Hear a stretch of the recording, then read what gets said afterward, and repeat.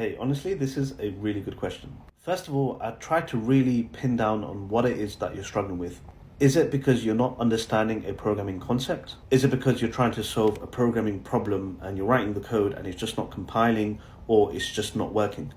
If it's a programming concept that's just not clicking and you can't, or your school teacher isn't able to explain it to you in a way that you understand, then I highly recommend that you find someone that can explain it. For me, what I found, even during university when my lecturers were terrible, was going on YouTube, and I remember just typing in the concept that I couldn't understand, going on YouTube, I'm clicking different videos until I found someone or found a lecturer that I was like, okay, they're pretty good. And I remember for my Java module, Stanford Programming Methodology, I can't remember the lecturer's name, that was a really good course. That taught me more Java than I did learn at university.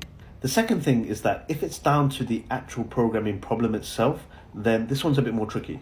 Programming, honestly, is like math, and one of the most annoying things in that sense is that you have to keep persisting. Now, the idea of persisting through something that's just not working is demotivating, I get it. What I found is that if it's just not working, maybe it's because I've misunderstood the concept, so point number one is especially relevant here.